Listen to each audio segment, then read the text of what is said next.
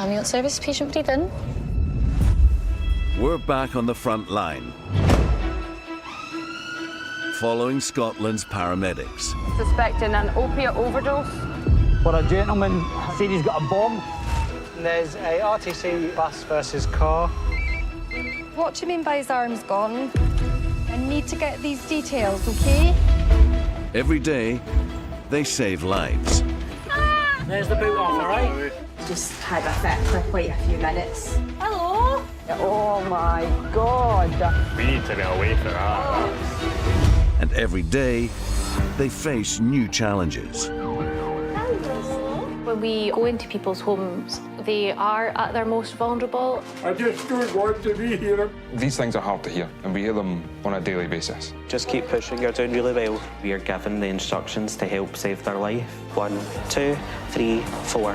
Working remotely comes with challenges. So if it's a day with the day.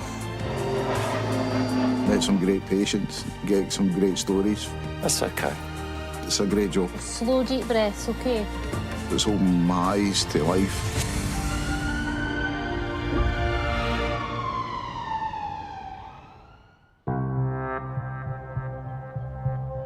This is Scotland's ambulance service, serving more than 5 million people in every corner of the country. This time we're with crews in Edinburgh, Buckie and Linwood.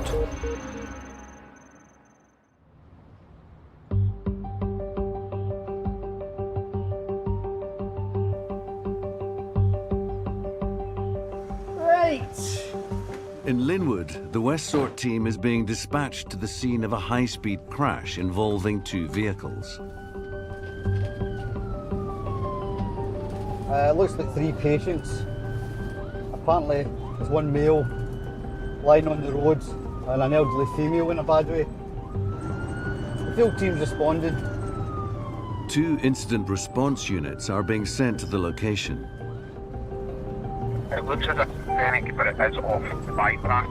The crash has occurred a few miles north of Kilmarnock. Saturday afternoon, the traffic can be quite bad, but Craig will do his best to make his way through the traffic.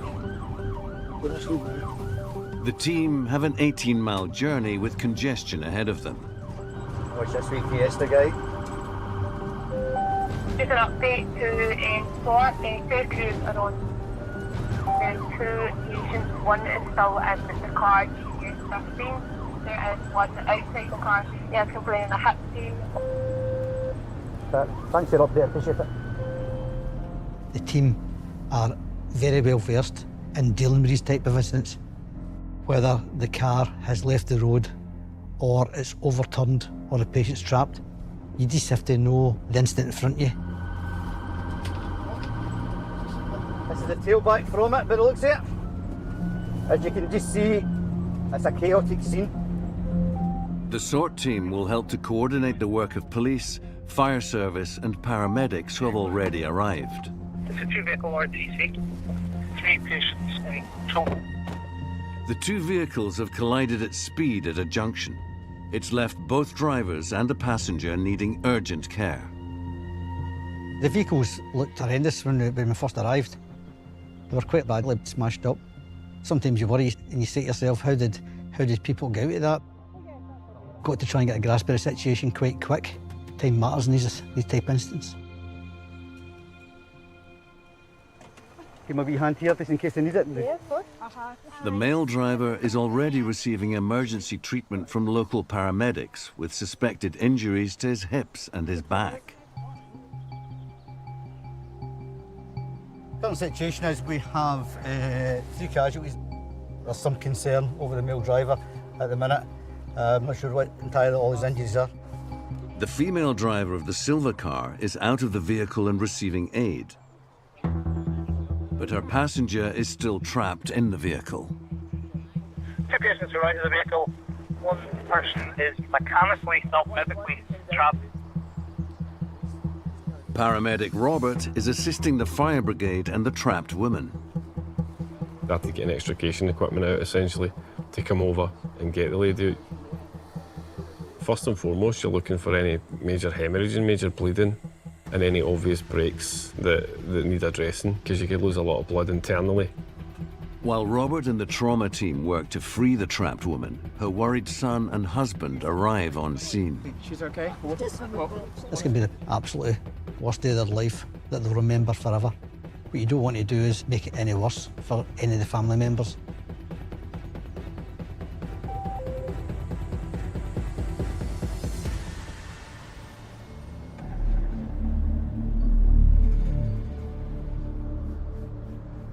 Ambulance service, is the patient breathing?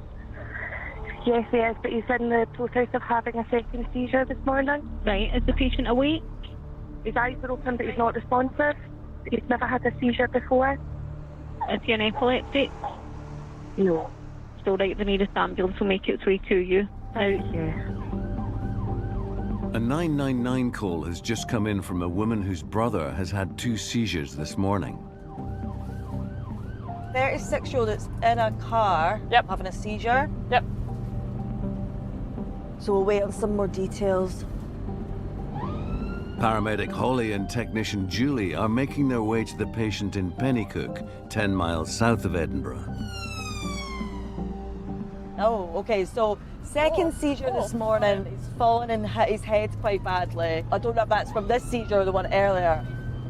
There's quite a lot you need to think about with seizures. So there's lots of different things that can cause a seizure in the first place. It's important to know if it's the patient's first ever seizure or if they regularly have seizures.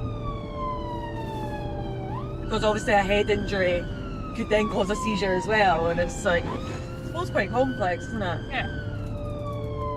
Sometimes someone can have a seizure and we never really know why, but probably the most common reason would be epilepsy, underlying infections, underlying illness. But if the seizure is still ongoing, then yeah, it's a concern. I'm assuming that's it. A few people there. Yeah. Oh, he's got a head bump. Yeah, it's him. Is it?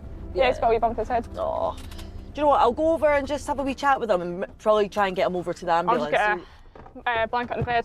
Cool. I'm heating on. Yep, I know. You know the drill. I know the drill. How are we doing? The patient, David, has been waiting with his family since his second seizure. Cool. So what we'll do is we'll jump up and we'll just sit in the bed. Good. Cool. Right. Can you just take your jumper off just before you sit down, just because I'll need to get a wee blood pressure if that's okay. Yep. So, how have you been feeling the last few days? All right. It was only really last night. I was waking up during the night, being freezing one minute and then roasting the next. Okay, feeling a bit feverish. Did you take your temperature? No, I never did, no. Okay. Any coughs or colds or anything? No. No? Any sickness? Diarrhea, vomiting, nothing? No, nothing like that. Okay, I don't know. fine. Yeah, it just sort of came out of nowhere, really. Cool. As I say, I can't remember it happening. Yeah, you won't. The initial period after a seizure, it's called the postictal period, and they're often quite confused, sometimes don't know who they are, sometimes don't even know their own name, and they won't remember what's happened to them. It's really frightening for the patient, especially if they've never had one before.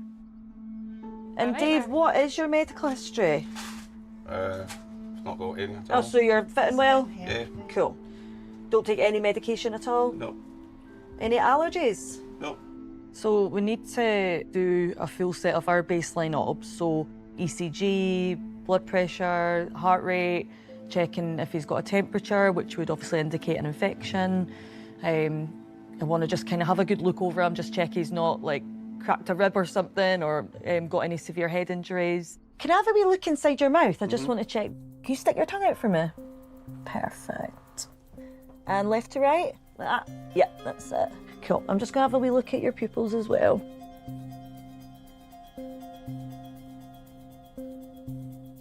And how are you feeling at the moment with your head? Sorry, I just want to have a wee feel. It feels all right, apart from where I've hit my face. Yeah. Your neck feel okay? Yeah, it feels all right. And up and down? Yep. No pain at all? No. Fine. It's more just a wee abrasion, a bit of a bump. Is it quite painful? Yeah, it's a bit tender, but it doesn't feel anything more than a scratch and a bump, really. Do you drink a lot of alcohol? No, not really. No. Any kind of recreational substances? No? Okay. Do you smoke? Yeah. Just cigarettes? Yeah. Cool. How many do you smoke a day? I don't know. Right, okay.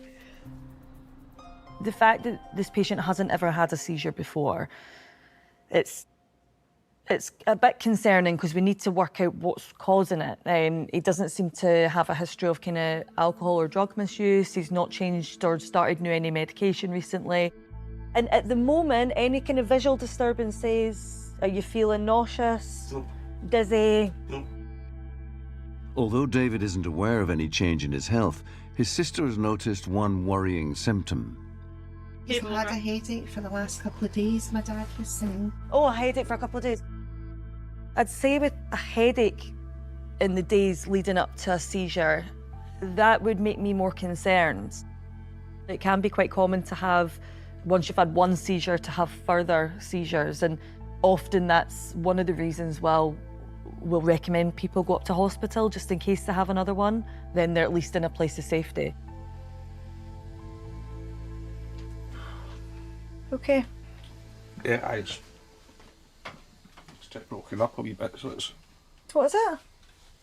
just bits of plastic that... Oh, sorry. It's all right. Before. Okay, that's all right. As soon as he had said he got an unusual taste in his mouth, that would indicate to me that he's having an aura, so just before another seizure. So it's often like a strange taste or a strange smell, sometimes a visual disturbance. Worried about another seizure, Holly takes steps to make David safe. Just lean you back a wee bit, all right? You're all right. I'm just making sure that he's kind of strapped in, he's not going to fall out or bang his head off anything.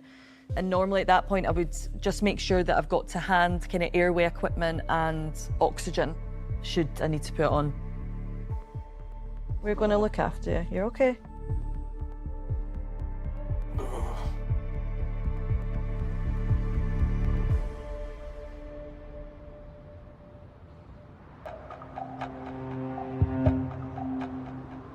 Let's see what we can do to get him a wee hand anywhere we can. Just north of the town of Kilmarnock, West SORT teams are attending a two-vehicle RTC. Both drivers are out of their cars, but Anne, a passenger, is still trapped. Depending on the nature and the speed, and depends on the type of injuries you see. You see a lot of broken legs as people brace up when they know it's coming. Obviously, you get the really bad ones where it's sort of polytrauma and lots going on.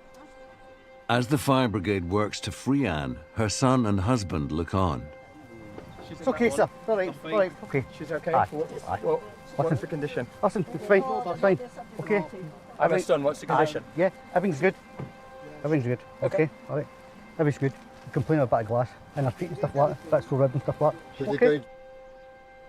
Sometimes dealing with relatives is like the hardest, can be like one of the more challenging aspects of a job, especially if they turn up and it is a serious incident. But we'll get it sorted. Don't worry about it. Don't worry about it. I know, bit of fright, eh? The gentleman was obviously very concerned about his wife. Forrest, I used to watch them back in the day. Aye. Double European Cup winners. We struck up a good relationship there and talk about something that both of us loved, which was football. It can de-escalate a lot of situations or allay fears. With one of the drivers already on their way to hospital, the fire service has managed to free Anne. Are you okay walking? Okay, we'll move the... Kevin, don't forget me bag. I've got glass in my shoes. I've got glass in my shoes. How's that? Just watch the meters. Okay, on you go. That's it, perfect. Is it sore? Okay, madam? Yes, thank you. Listen, don't worry about it. Current situation is female. She's in a bit of pain. She's been bashed about a bit. It's obviously been quite a high-speed impact. And they're playing in a right-sided rib pain, which we're going to try and sort out as well. You're doing fine. All right, madam. There you go, we've gone. Ambulance and then we'll have a quick look. You all right? Kevin will tell you I'm not Marty. Anne is taken to one of the ambulances that will take her to Crosshouse Hospital. All right, guys, just a wee update. Mum's fine. So she's still getting checked over. Everything looks great. But everything's good. At the moment, they think nothing critical life condition. She's in pain, right? But there's nothing jumping out at us at all. Everybody's okay. That's what matters. You're welcome. Take care. Thank you so much for your help. All right. Everyone. See you later, right?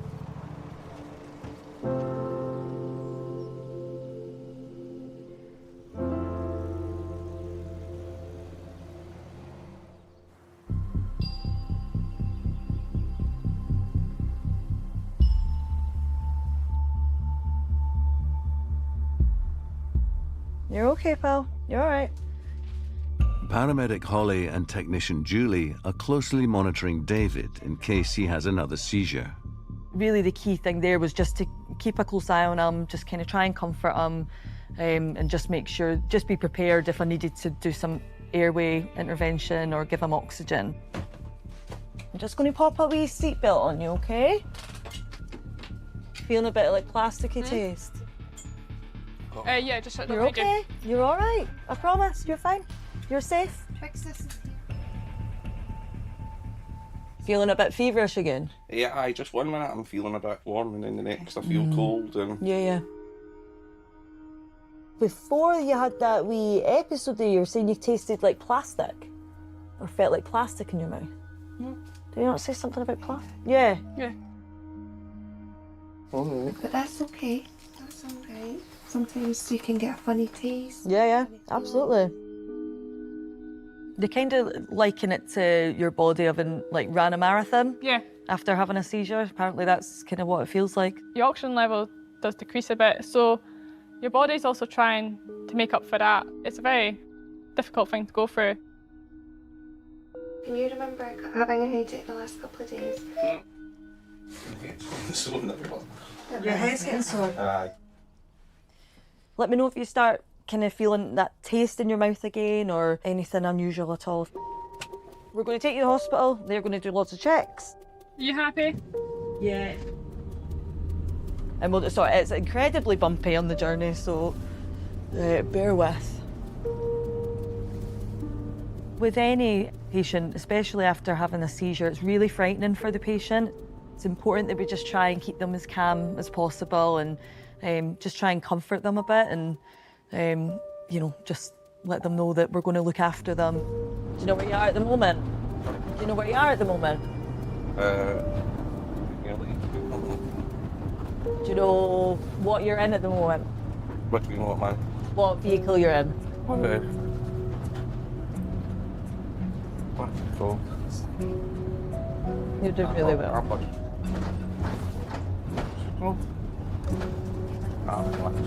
What's that?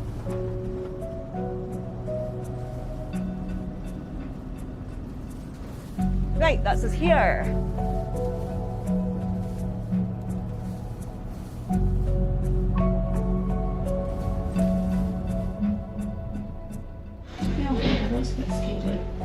What's caused it? Seems strange that I keep losing my memory. Any patient that's had a seizure, especially if they've never had one before, we would always recommend a trip up to hospital. Because at the hospital they can do blood tests, they can do head scans if they feel it's relevant. But it's more just in case there's something more sinister going on that we can't see.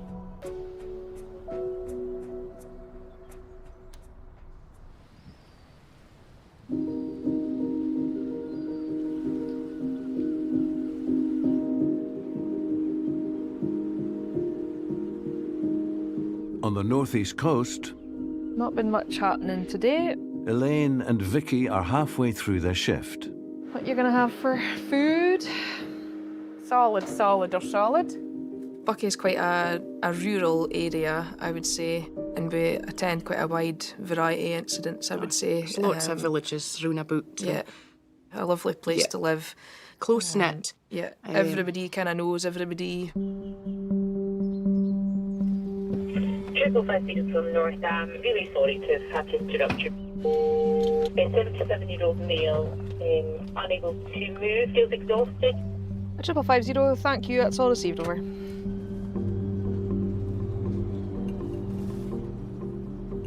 Elaine recognises the name Alfie and the description of the patient. We're both obviously local, so we do know quite a lot of people in the Buckie and surrounding areas. It's quite common for somebody to know us, there be some kind of connection. Elaine's worse than I am though. She kens Abdi. Working remotely comes with challenges. Distance to hospital is quite a big thing.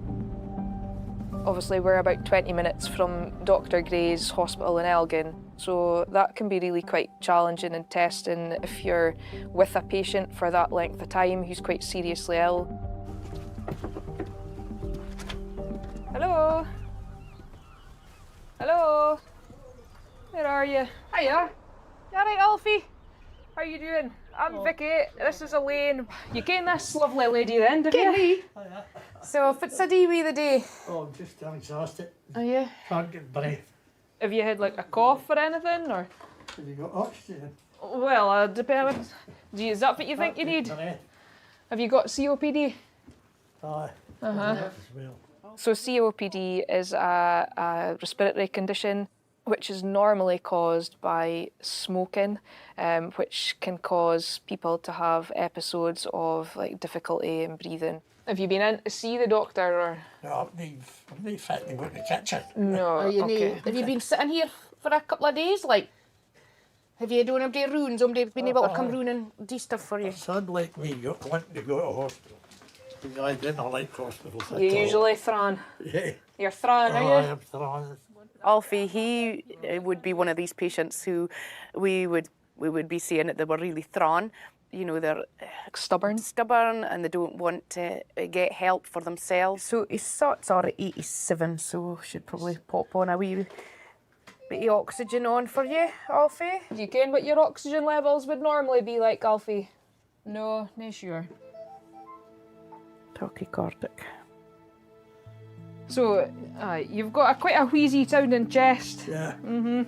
It's worse at the right side, I would say, but I can hear it at the left as well. So, we'll give you some medicine, see if we can help it a wee bit, okay? The first priority for the medics is to help Alfie with his breathing in order to stabilise him before considering if he needs to be taken to the hospital. So, we've given him some salbutamol, which is similar to what he would have had in his inhalers when he used them, and then it's just being driven through that mask there by oxygen, and the goal is for that to open everything up in his chest so that he finds it easier to breathe, he can get a bit more oxygen in.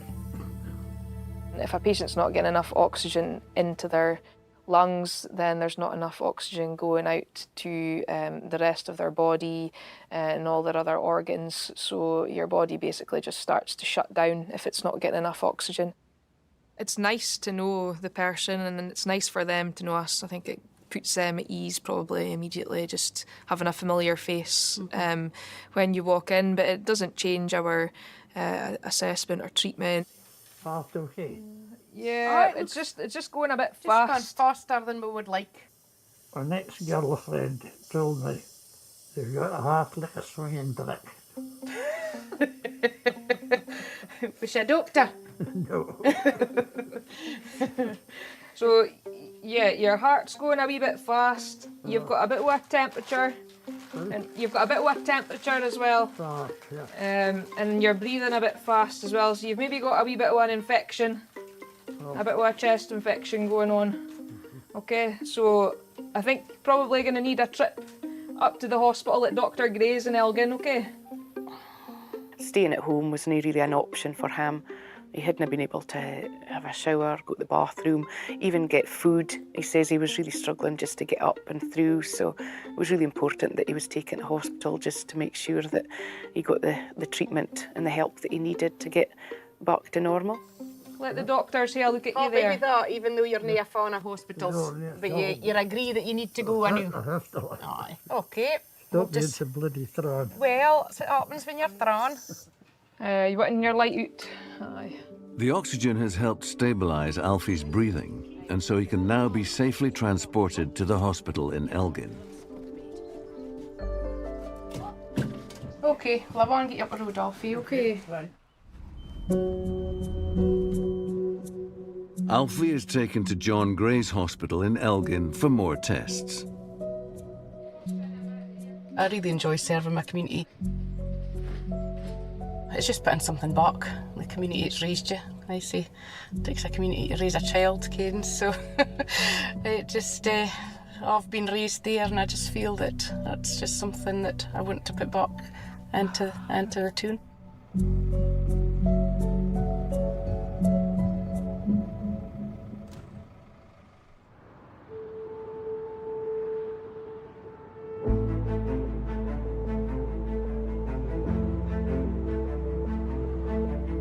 If anything changes or if it gets worse, just phone us back on 999, okay? At the ambulance service control room near Glasgow, What's the address of the emergency, please? Tell me exactly what's happened. Claire is taking a 999 call from an expectant mum. Right, okay, just have a wee seat. Are you sitting down somewhere just now? She's gone into labour alone whilst looking after her 2 young children. Right, okay, just try and stay there just now. How old is your girls? No, I've never delivered a baby. I've got close to it, but the crew always come in just before baby's about to come out, so. Now, can you see, feel or touch any part of the baby just now? How many minutes apart are the contractions? I'm organising the help for you just now, okay? So stay on the line with me. I'm going to tell you exactly what to do next. I like giving the instructions and just getting them prepared and just trying to help keep them calm. Maybe because I've been through it myself, that it's exciting. Do not try to prevent the birth. Do not sit on the toilet. Just assume the most comfortable position and just take deep breaths between contractions. So we're just getting prepared here just in case the baby comes quickly, okay? We have instructions in front of us and it's just sort of trying to relay those instructions in the calmest way possible. Constant reassurance. Now, your oldest daughter, we're going to try and get them to help you here, right? So I want you to ask her to get you some towels, okay, and a blanket. Knowing what the kids can do, like maybe they could go and get some blankets, and knowing that she doesn't need to worry about them and she can just sort of relax knowing that you're taking care of everything. So I want you to just use something just like a blanket or a sheet, and then you just need to lie on your back in the centre of the floor, and I'll just tell you how to deliver the baby, okay? Yeah, lie on your back. What is the most... Is that the crew there? Right, I'm going to disconnect. All the best, okay? Take care. Bye-bye. I knew I wasn't getting that one. No. I am raging. Could they not have delayed that a wee bit? I did say to them, I was like, is Claire, she's not had a baby.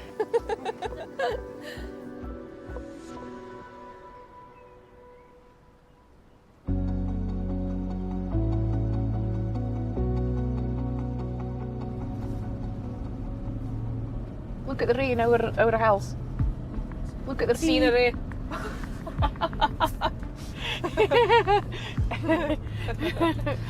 We do that a lot as well. Say the same thing at the same time.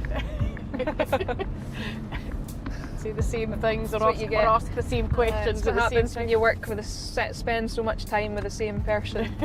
Merge into one, like Cagney and Lacey. I don't even know who Cagney and Lacey is. You're like Thelma and Louise.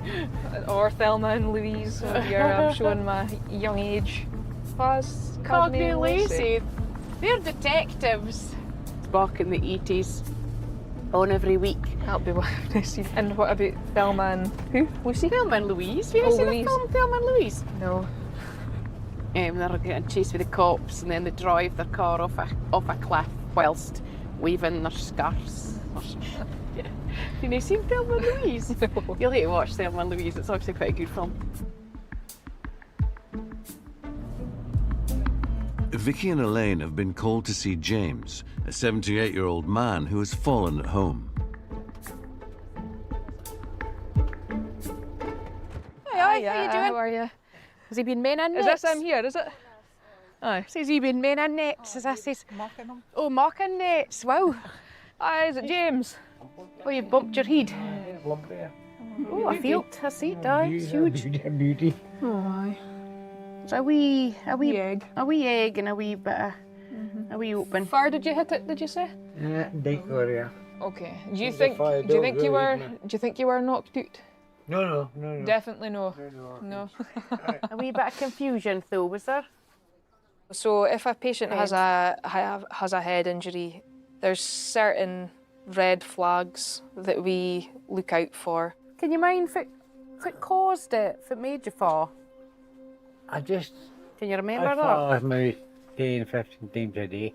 Was that with the That's balance? thing, aye. So you're off and off balance. If my feet goes off the line again, I just down I go. Okay. James had a bit of confusion around the event. He couldn't really remember it happening properly, so that was a concern for us. How have you been feeling today? Have you been okay? Have you been feeling okay today? Aye. Just working with the net? Aye, You've been designing some, have you? You design them and all, do you? Aye, See that? Aye, they're off ring on this. Wow. Was he a fisher? Aye. He had a local business. He was still making nets for various fishing boats all over the UK. It was good to see all the nets in the garden that he was kept busy with. And he said he'd loads of orders, though, quite often shipped away down to England and stuff. So it was good to see somebody in their 80s, very busy. Right, James, I'll take a wee droppy bleed out of this finger, okay? Wee sharp scratch. James is diabetic, so Elaine is keen to find out his current blood sugar level. So 23.1, that would be high. That is, aye. Okay. Yeah, I've had these fish. So, normal range is kind of between 4 and 12, depending on the type 2 diabetes. So 23.1 would be high for you. James is currently hyperglycemic. If left untreated, it can lead to further life-threatening conditions. Do you think, James, about just coming up to the hospital with us for a wee check-up? Check-up for the neck-up. Will we get a chair and take you out in the chair? No, I'll walk out. You sure? Walk out or start out? I'll beat you. Will you? Is it a race? Right, first get your stick. Does sit here? Want a ball of twine? A ball of twine to take with us. We were actually going to practice how to carry somebody with a rope. So a ball of twine might work, actually. Vicky will go in front, I'll come behind you. Just. Oh, well, okay. Well, you're no fun and Watch, you're all like a bullet. What am on? Right, you manage on there, okay? Right, I'll get my glasses on. Good to go.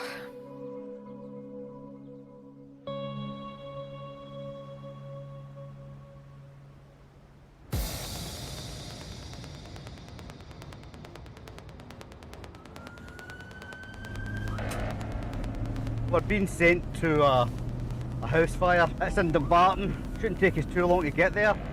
The whole team is going to attend, just in case there is multiple casualties. Sometimes we arrive on scene, the fire's still ongoing. Can be a bit chaotic. You've just got to try and use your experience, use your team's knowledge and trust their decisions. Having attended a number of serious house fires over the years, absolutely terrible jobs. It's one of the incidents that I don't think anybody enjoys going to. It's a weird time for a fire though, isn't it? 3 o'clock. 3 o'clock on a Sunday. Very, very strange. I heard the back of my neck were up already because it was during the day. House fires during the day don't happen very often. They happen usually in the early hours of the morning or during the night. I was starting to get a bit worried about it.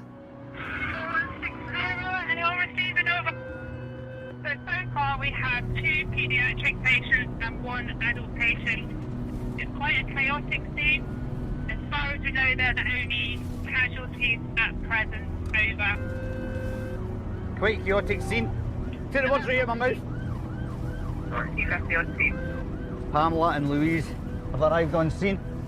Don't get moving for fire engines lately. No, that's true. Try and make sure that the second crew can get in. Aye. Somehow. Jeez. Oh, it's quite chaotic, as we said. My days. Sometimes you arrive on scene and everything seems to run smooth. You get there, the road's relatively open, there's decent place to park, close enough to the incident to get equipment, and this just wasn't one of them. The streets were narrow, there was cars parked everywhere. There was bystanders and we couldn't work out who had been evacuated and who was just along for the show. So the fire's still ongoing, I can see smoke. We'll make our way up as far as we can. SWAT team leader on scene. Shut it off. With fire and rescue and Police Scotland already on scene, Stevie needs to get up to speed on the current situation. How's things, all right? We removed 2 children and 1 adult female for the... I see them in the motor there, aye. Where were they, top floor? Top floor, aye. The flat's filling with smoke, so... Right. All this block's cleared. Right. We're just waiting to confirm that the first floor... Is all right. Still a bit of slight the fire in the kitchen. As SORT team leader, Stevie now has to give an incident report to the ambulance control room. SORT team leader for ACC, over. Yeah, go ahead. Type of incident is a fire, which is still ongoing. Fire service are obviously still entering the premises. Hazards are smoke, debris. There's also a lot of hoses. Number of casualties is present is 3, a female and 2 children. End of methane report. I'll repeat an update, many thanks. As Scottish Fire and Rescue check the surrounding properties for any further casualties, the paramedics turn their attention to the safety of people in the immediate vicinity. When we first arrive on scene, my job is to make sure everybody knows their roles, but also that every member of the team is safe. But not only the team, members of the public. No smoke, anything like that? You go with my friend here, all right? I'm just going to say to Police Scotland now to see if we can get the cordon in place, because we've got members of the public walking through, which is not ideal for them or for emergency responders. So I'm not very happy with that. Current situation is Scottish Fire and Rescue are just going round every premises now, just to check that everybody's out, and that's where we are. Had a word with the fire commander, and there was hopefully nobody else in the building. They were just doing a search of the building. We're not thinking there's any more casualties, and then all of a sudden, they found somebody.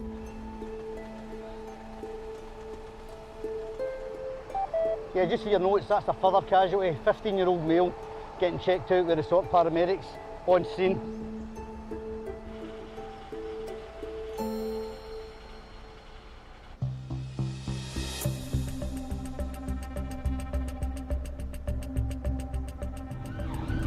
Right. Through this way. In Buckie, Vicky and Elaine have been tasked with a job at the local police station.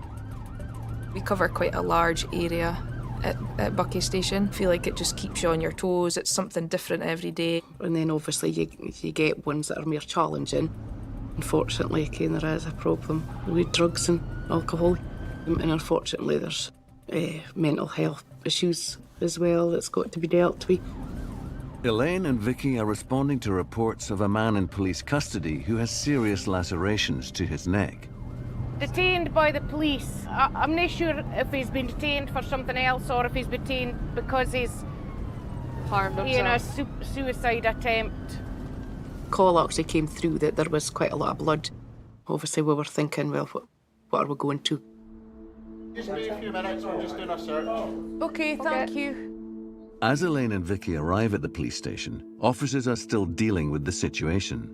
He's been seen originally with a knife running around the street, and I think he's got previous Okay. health issues. Okay. The police are searching for the weapon the prisoner has used to inflict the wound upon himself. We all got on him just because of the thought of a knife, and seemingly there's not been one found.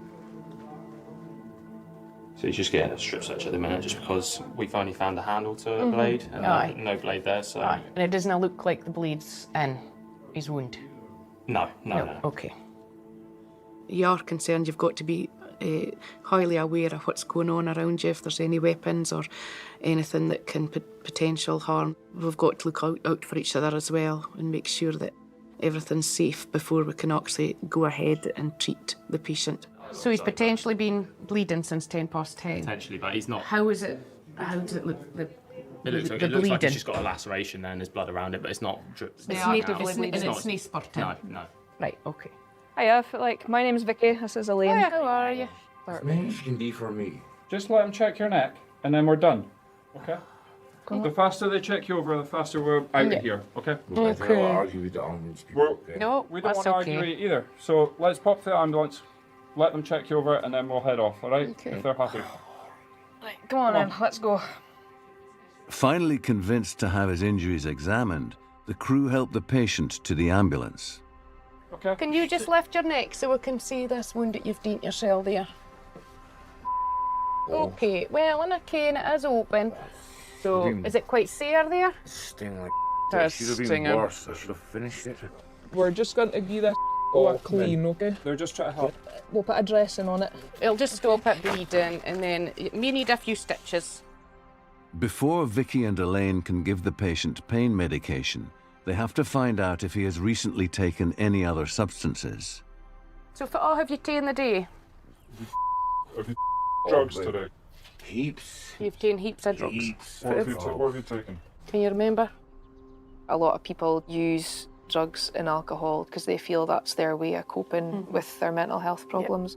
We'll maybe see if we can just put a bit of glue on that cut, okay? No, I'm not waiting. Let's go right now.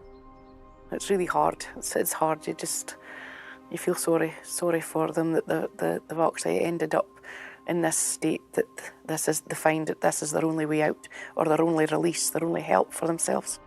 It would help it just to heal better if we could just do it just now for you. Nah, I'm refusing it. They're enough for me, okay? What about letting us just check your blood pressure and things? Please, no. No. No. Let's go. Okay. Are you sure you don't want any help? Go. Okay. Unfortunately, he wasn't really for us looking at him much at all. Vicky and Elaine have done all they can here. They now need to brief the police officers on the additional care the patient will need. Be happy if he goes into a cell through in, or will he need to be seen by someone else through there? Well, the nurse would be ideal, really, if she's on to if he's refusing anything further. Will he get like any kind of psych assessment or anything like that? Yeah, Because obviously if he's done that, because ultimately he needs some kind of assessment. But I'll do that when they're in custody. Perfect. Once he's calmed down. It was really important for us that he got that mental health assessment, to get help with why he has ended up there and wanting to do that. Had to know that he was going to get that when he got to the police custody.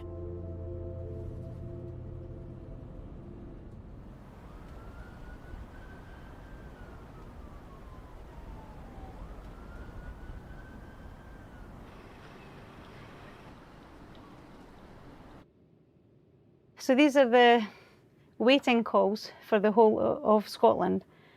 Currently we've got 118 waiting calls, so for 7:45 at night, that's quite good. Donna is an advanced paramedic practitioner. Working on her own, she can be dispatched to patients who don't need immediate help from an ambulance and could be treated at home. I'll have a wee look down all the calls, see what they all are. Donna can be sent anywhere in Fife, covering an area of more than 500 square miles. One of the main reasons our job was developed was to try and signpost people away from A&E, because A&E was becoming so busy. It's one of the main parts of our job, to try and find an alternative pathway. You receiving over? Yes, I'm receiving, go ahead. Yeah, Donna, I've got a triple nine number call that's come to us here. The police, they are en route. Female possibly having a panic attack. As a regular caller. Yes, I've been to her often. I'm happy to attend that, thanks. So if the police are there, I'm not sure why the police are going. It probably depends on what she's told them, but usually I just go myself. And she just likes you to have a wee chat with her. She gets a bit anxious.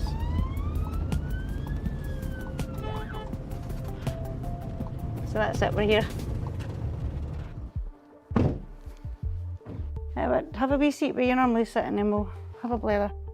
As the patient has been suffering from panic attacks, Donna's first priority is to help calm her down and find out what has been making her anxious. What's happened today? Tell me. Being overwhelmed. Being declared bankrupt. Has that just happened today? No, it's been going on for a few weeks. Is it? I need to move out in 3 weeks. Oh, you've got a date now. I've got nowhere to live. So you're just feeling a bit under pressure. My husband's in prison. She gets quite anxious, and that can make you feel like you can't breathe. Anxiety is a horrible thing. And I've got a lot of time for this patient because of all the things that she's been through. So it's okay to feel a bit overwhelmed. You've got quite a lot happening. Would it be okay if we just did some vital signs, check your blood pressure and that? Although it's clear the patient is anxious, Donna also checks that there are no physical issues that could be contributing to the panic attacks. Do you feel unwell in any way? Physically unwell? Have you had any alcohol today? Oh, yesterday. You've only had some yesterday. So it's not like you to be overwhelmed when you're not drinking. I do think that mental health is on the rise. A massive part of it will be because of the alcohol dependence, and because that definitely takes its toll on your mental health. And what about your doctor? Have you been to see your doctor recently? I don't have a doctor. What's the reason you don't have a doctor? Because I missed an appointment. Right. So you're still entitled to get medical help. People who are isolated and lonely, the GP can be really supportive, but if you're not engaging at all with any of those services that the GP offer or provide for you, then what are they supposed to do? For some patients, calling 999 feels like the only way to ask for medical help. There's other organisations you can call as well, rather than 999, because obviously you know that we're busy as well, dealing with life-threatening emergencies. It's horrible, but you need to know also that it's okay that you're feeling overwhelmed. You've got a lot going on, and it's okay to ask for help. But you need to have some options for who you can ask, don't you? I spend a lot of time chatting to her because I feel as though she likes just to talk. And then when she talks, she feels better, and then she feels better, then she doesn't need any ambulance treatment or transport. Right, you take care. Thank you. Bye. It's really difficult with high-intensity users if they've not got their own GP. Try my best to comfort her and keep her at ease, and I'll do that whatever way I feel is appropriate.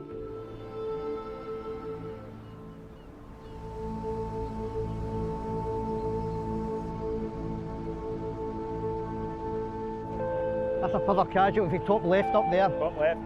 Stevie and Robert are attending a flat fire in Dumbarton. There are 3 fire engines on hand to tackle the flames, and 2 children have been taken to hospital, suffering from smoke inhalation. Come on, you two, mate. Are you going to close top left? The fire started in the kitchen of a ground floor flat. The emergency services believed everyone had been cleared from the block, but a teenage boy has just emerged from the building. 15-year-old male getting checked out with the SORT paramedics on scene. He comes down the stairs through the smoke. Myself and a couple of my colleagues gave him a sort of full check over. If people are lucky enough to get out relatively quickly, there's a chance that they've inhaled the air.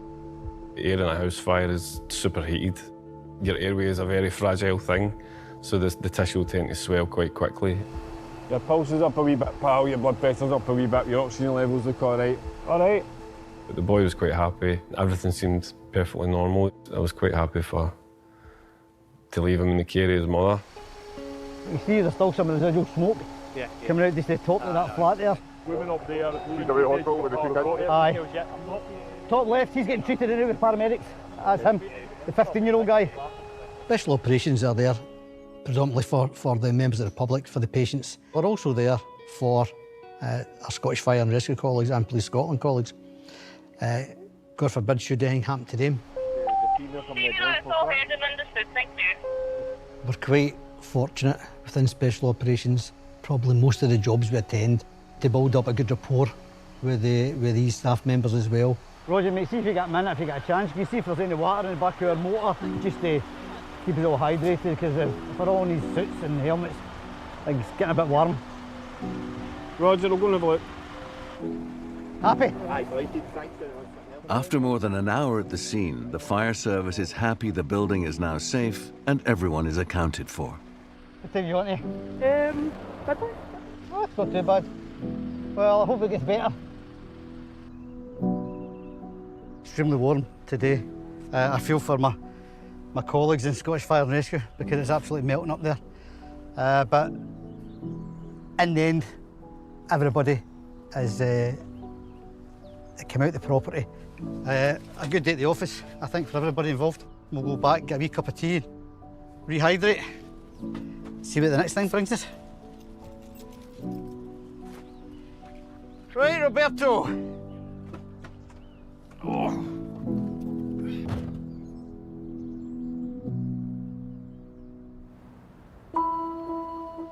Back at base, Donna is contacting a patient that has phoned 999 with symptoms that may be better treated by an advanced practitioner at home, rather than with a journey to A&E. Hello. Hi there, my name's Donna. I'm just trying to get some more information, Gary, because I need to... You're not well? Right, so listen, we'll get you a wee check over as soon as we can, all right? So what was that? Right, yeah, some.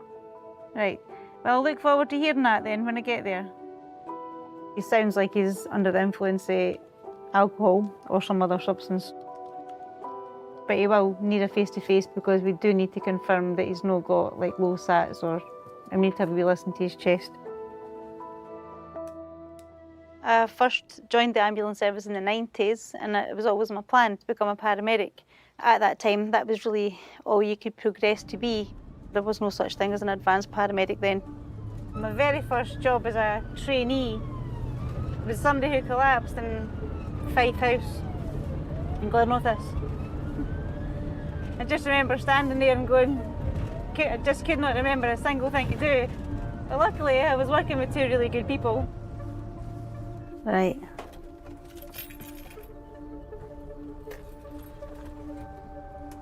Gary?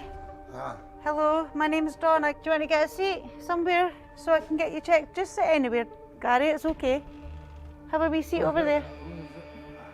Come over here. Don't worry about anything. This is not the worst place I've been in. I like that you've put clothes on, no, thank you for that.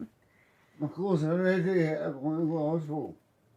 You've been having difficulty breathing. I'm Donna, I'm the advanced paramedic that spoke to you on the phone. Donna knows from Gary's medical records that he was recently in hospital with chest pains. It's common for people coming out of hospital to be anxious, especially if they live on their own.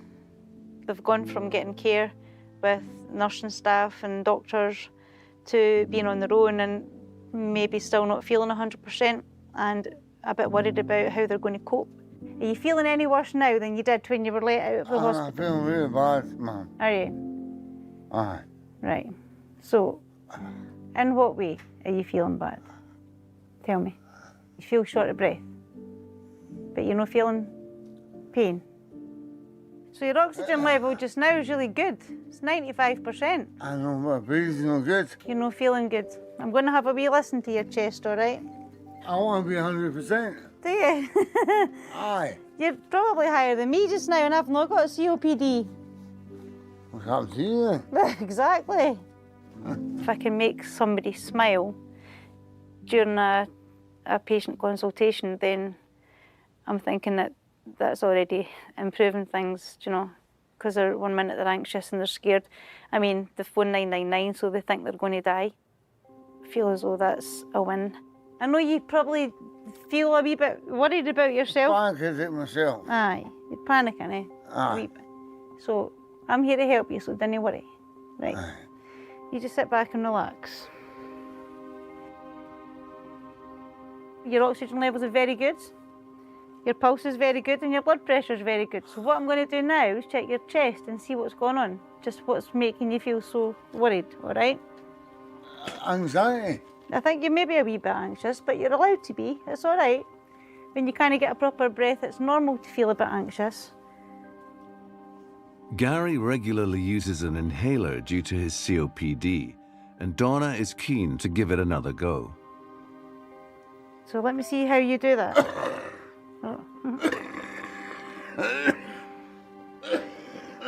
Get that coughed up. Pat my back.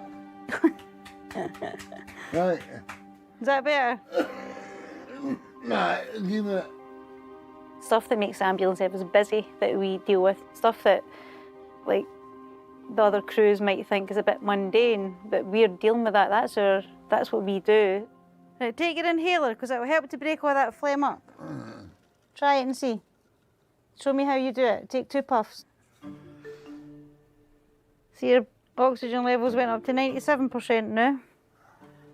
Must be working, eh? So I'm going to give you an antibiotic tonight, rather than taking you to the hospital. All right? Thank you. So for me, attending this call has basically saved a 999 ambulance with 2 members of staff coming to him. Right, Gary, you're good to go, all right? Is this where you sleep? Yes. There you are. So the blinds, please. Do you want me to tuck you in as well? No. Eh? Right, night-night. Sleep tight. I love you. Love you too. It's not necessarily the sexy part of the job, but it's the best job I've ever done in the ambulance service. Right. That's another life saved there.